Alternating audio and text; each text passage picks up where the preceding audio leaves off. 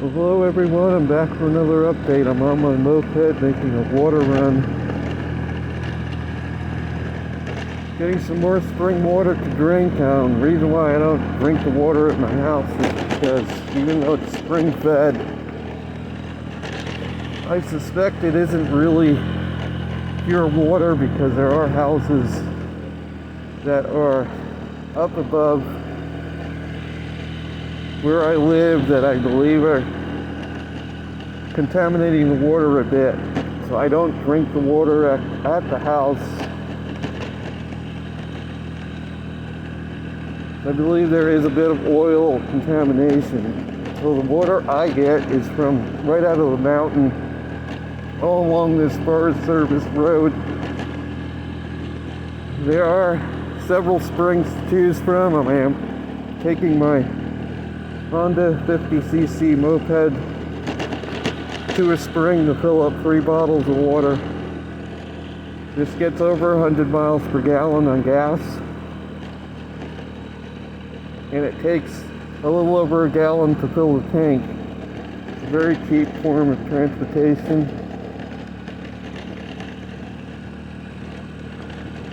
It's very fun to ride, and you can easily go down roads like this with it. So what I'm going to talk about today is more about the climate, how people are being misled. I got to meet that meteorologist I mentioned in person on my last video who believes in global warming. He was sponsoring a talk about the 1940 blizzard in Virginia in late January, and the fact that parts of Virginia received 30 inches of snow out of that storm.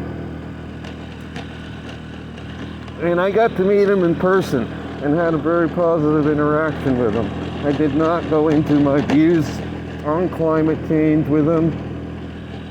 I just reminisced about storms of the past, such as the 93 blizzard, other storms, the 78 blizzard, and also some mild winters that I could remember from the past as well. And I had a positive interaction with him.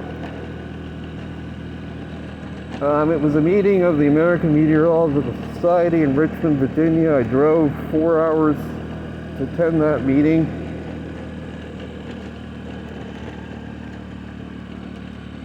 However, again, I do not agree with his views on man-made global warming. And the latest on that, there is a blizzard which is being blamed by the media on global warming, a blizzard going on in the Sierras,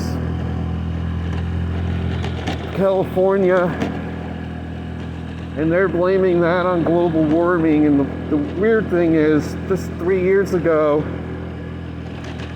they were blaming the drought in California on global warming. Now they're blaming tons of snow in California on global warming. Of course, the rest of the country remains in a mild pattern, which I stated was probably going to happen because the MJO is staying in the warmer phases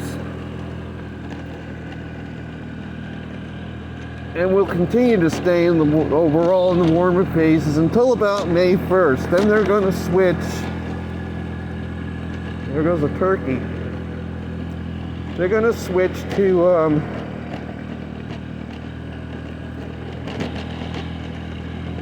a theme of trying to get the MJO into phase 2 and 3 to encourage more landfalling hurricanes. Around May 1st, they're going to switch, and the weather is going to cool down around May 1st. The month of May is going to be more like April probably, because they're not going to be focusing as much on trying to get a warm pattern. What they focus on from May 1st till December 1st is trying to get as many landfalling hurricanes in the U.S. as possible, and there are certain MJO phases that favor that. But these MJO phases also favor cooler weather for most of the eastern U.S. So it's a trade-off.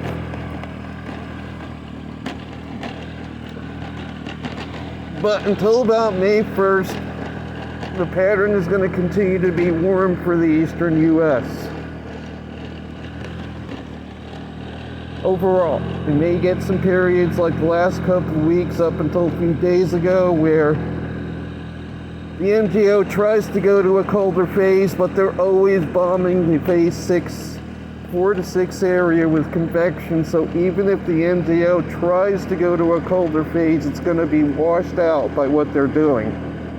Instead of getting a cold outbreak, you're going to get just slightly below average temperatures maybe for a week or two, and then the warmth suddenly returns. And what many meteorologists don't understand is there is definitely manipulation going on with it to create a warmer pattern for the US and for parts of Europe, but mainly for the eastern US where most of the people live in the world that matter, that they're trying to push this on.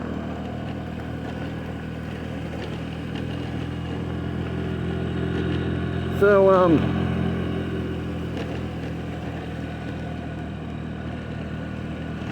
I came to the conclusion this morning that, because there was a well-known meteorologist, a different meteorologist that predicted a cold winter for the US, and he based his prediction on the fact that the MJO should have gone to phase 1 and 8, and it never did this winter. And he doesn't seem to understand that his prediction was wrong because they're manipulating the MJO. As I've described in previous videos, they're manipulating the MJO to stay in the warmer phases. And the interesting thing is,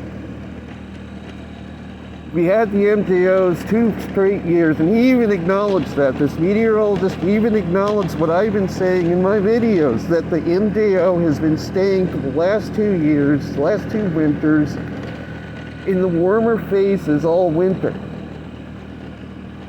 And one winter we had a La Nina, the next winter we had an El Nino. So this meteorologist figured, well, we have an El Nino this year. The MJO is going to be in phase 1 and 8 because that's where all the convection is going to be. With the warmer water in the Pacific, that's where the convection should have been this year. If there really was an El Nino, the convection should have been in these areas that would have favored convection in phase 1 and 8 zones and thus favor a colder winter for the US. But that never happened.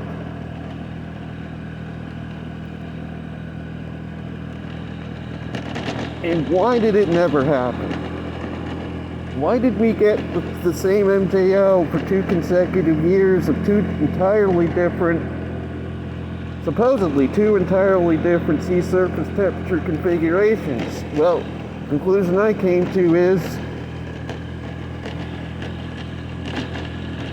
one, either there was no El Nino,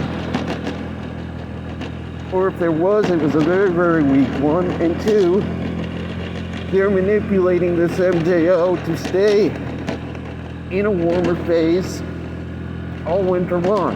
And they're succeeding at it because they just started doing this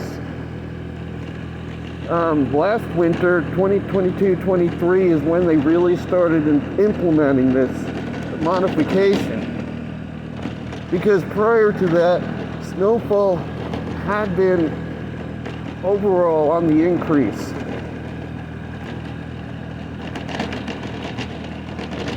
And they were having to come up with stupid explanations like global warming means more snow. Well, even a kindergartner could figure out that that doesn't make any sense.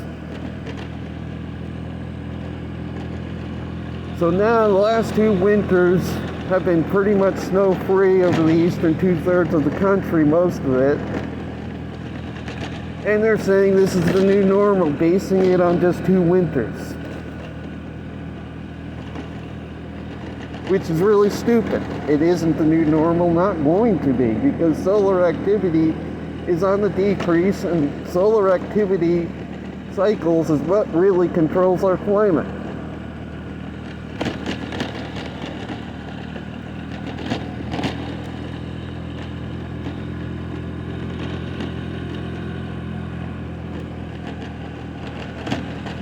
Um,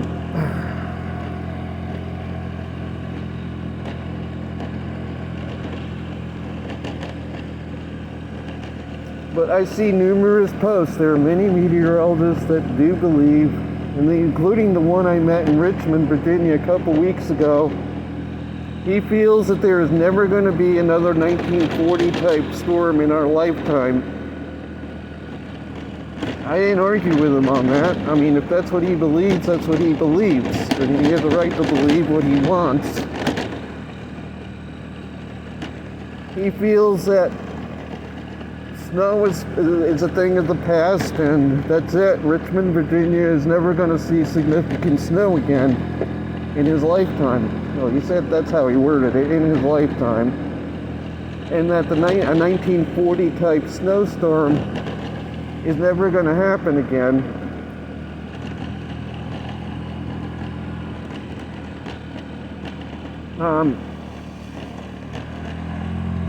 Is that really true? I don't agree with it. I didn't tell him I don't agree with it though, but he showed a slide of the 1940 storm, and the remarkable thing about the weather pattern that created that storm was the ridge out west, and I commented on that ridge that would have brought record-breaking warmth to the western third of the country. Was the ridge was massive. It went all the way up to Alaska, and that's what fed the cold air down to create that storm for the east. And somebody else even asked him the question, well, was the west record warm during that? And he said he'd have to research it. I didn't say anything. I did, though, comment on the ridge out west, and that's what led to the comment by another person of asking him, was the west record warm when this happened? It probably was, given the strength of that ridge.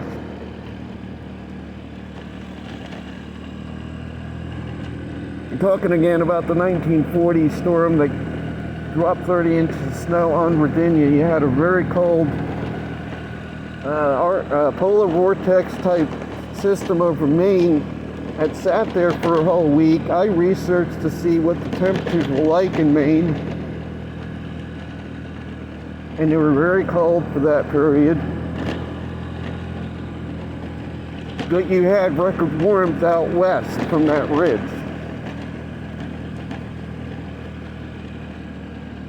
Going up into the Arctic regions, Alaska and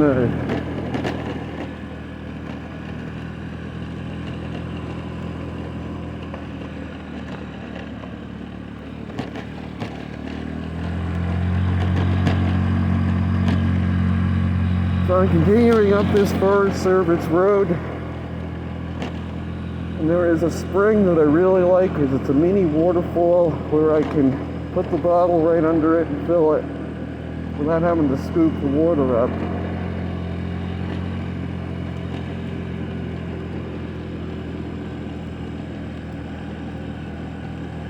And this is all a part of the Washington National Forest.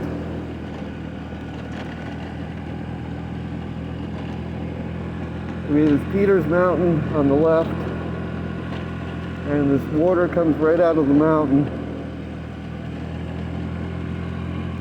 There is nothing above this Forest Service road. No houses, it's all national forest.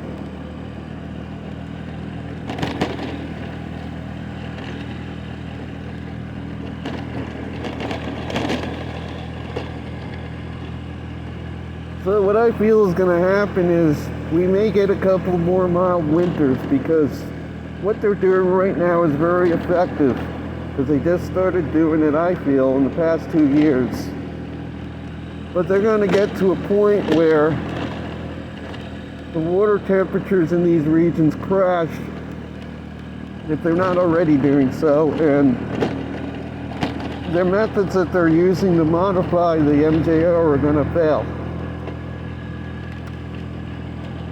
Because the heat in these waters are going to be used up. You need heat for convection. You have to feed convection.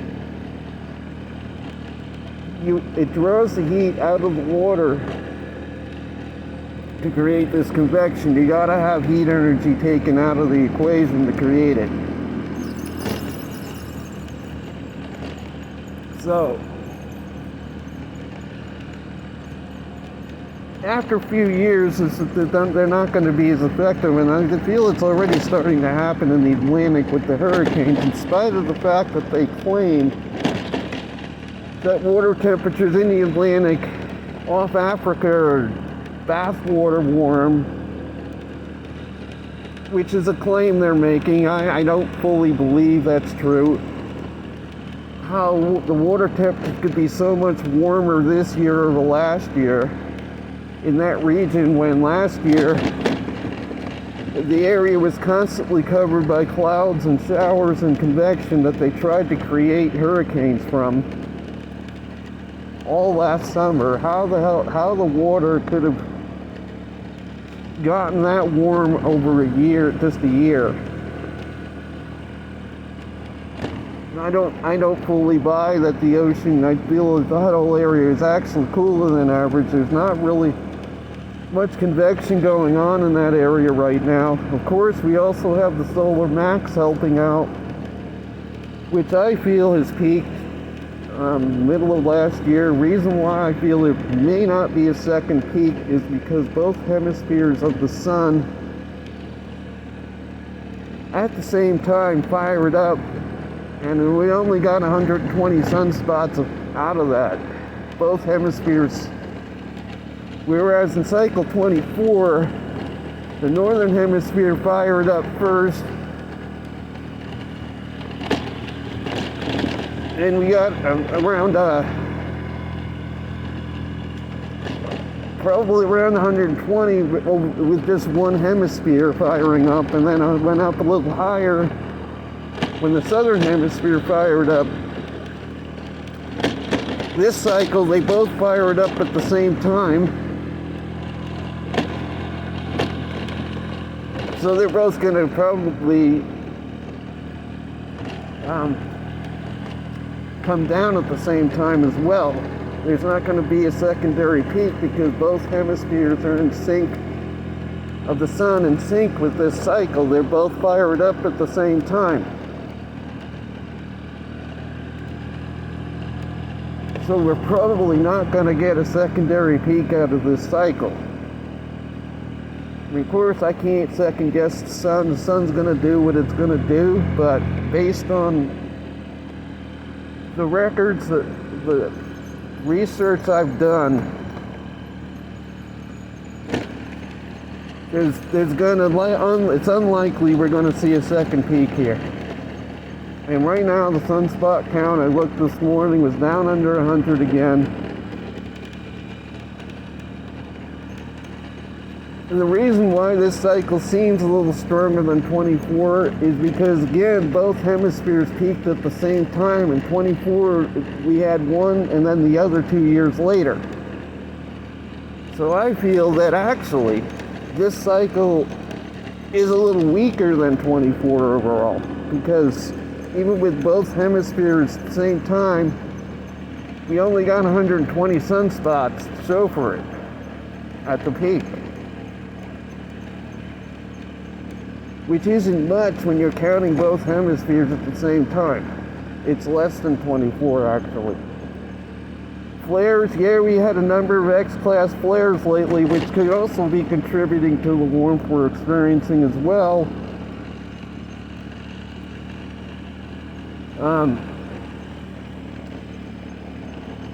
The strongest one being, I think it was an X6.3, which again is still, we had some in cycle 24 that were stronger.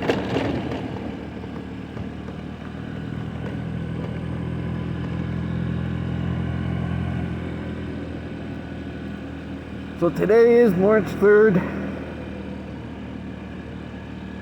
And as I said, the groundhog was right. Spring is early this year, but not due to global warming, but due to manipulation of the MJO, because other areas of the world are freezing cold. Mongolia is one where they've had one of the coldest winters on record. Why? Because they're on the other side of the equation here. They're suffering from the other side where the jet stream is going south in that region all winter instead of north like here.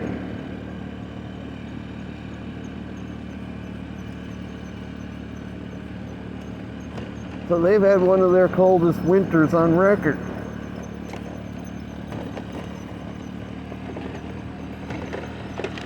And northeastern Japan. China has had record cold, that whole region. And that's again due to this manipulation going on, but they don't really care about these areas being cold. They care about the eastern U.S. They want snow to disappear from the eastern U.S. They're going to manipulate that jet stream and try to make it so it doesn't snow in the eastern U.S. anymore. And I mean, people are buying into this global warming left and right with these last two winters.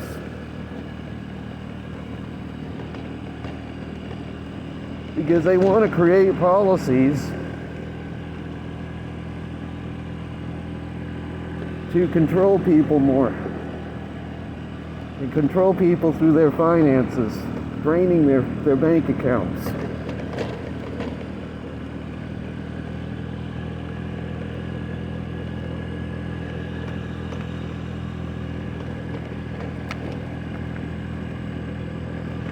So I am continuing down this Forest Service road. I'm going to try to keep this going till I get to where the spring is. I don't think I have too much further to go here.